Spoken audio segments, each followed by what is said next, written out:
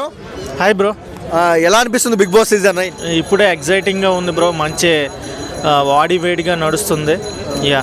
So మనం చూసుకున్నట్టయితే దువ్వాడ మాధురి రీతు చౌదరిని ఎన్నో మాట్లాడింది. నాగార్జున గారు కూడా అన్నారు మీరు తోపులు అయితే బయట చూసుకోండి అని. సీక్వెన్స్ మీద మీ అభిప్రాయం ఏంటి? యా, రీతు చౌదరి రెబలే అండ్ మాధురి ఆల్సో రెబలే.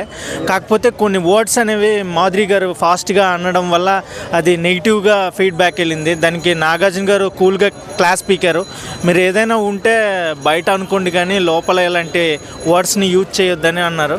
సో కూల్గా చెప్పారు. చూడాలి, లెట్ వి సీ ఎలా మారుతుందో ఏంటనేది మాధురి. ఓకే, అంటే మాధురి గారిని హౌస్లో చూసుకున్నట్టయితే సాయిని పిలిచేటప్పుడు కూడా నోరు మూయి, అలాగే అలేఖ్య రమ్యని పిలిచినప్పుడు కూడా ఇట్రా అని పదాలు యూజ్ చేస్తుంది. కొద్దిగా ఆర్గ్యుమెంట్ గట్టిగా చేస్తుంది. సో కరెక్టే అంటారా ఆ లాంగ్వేజ్? యా, లాంగ్వేజ్ కరెక్ట్ కాదు. ఎందుకంటే ఆమె బ్యాక్గ్రౌండ్ శ్రీకాకుళం నుంచి వచ్చింది కాబట్టి ఆ వర్డ్స్ అలాగే ఉంటాయి.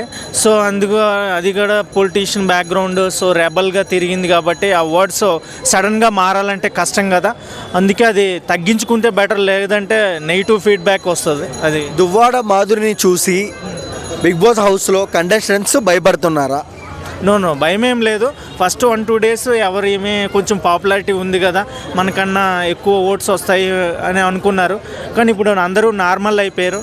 ఆమెకి భయం స్టార్ట్ అయింది ఎలా గేమ్ ఆడాలనేది నా ఫీలింగ్.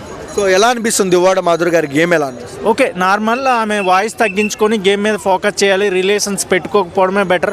ఎందుకంటే అందరూ ఆమెకి బిస్కెట్ వేసేస్తున్నారు. అంటే ఫస్ట్ రిలేషన్స్ ఆవిడే వద్దనింది, తర్వాత తనుజ బొంతలో దూరి కొద్దిగా లవ్లీగా మాట్లాడుకొని అలా అలా ముద్దులు పెట్టుకొని అదే దాన్ని ఏమంటారు మరి? యా, ఆల్రెడీ అది బాగానే తనుజ క్యూట్గా ఉంటుంది కాబట్టి, తనుజ క్యూట్గా ఉండడం వల్ల ఫ్రెండ్షిప్ స్టార్ట్ చేసింది. అండ్ సీరియల్ ఫేమ్ ఉంది కాబట్టి ఫ్రెండ్షిప్ స్టార్ట్ చేసింది. కాబట్టి తనుజ కూడా రివర్స్ అయిపోయే ఛాన్సెస్ ఉన్నాయి. ఆల్రెడీ తనుజ ఇప్పుడు మాధురిని నామినేట్ చేసింది. ఇప్పుడు కమింగ్ వీడియోలో అది ఫోకస్ అవ్వబోతుంది. నెక్స్ట్ చిట్టి పిక్కలతో కూడా బాగా ఉండేది. చిట్టి పిక్కలకి ఆమెకి యాంటీ అయిపోయింది. మాధురి జాగ్రత్తగా కూల్గా ఉండడం బెటర్. అరవకుండా కూల్గా ఉంటేనే బెటర్.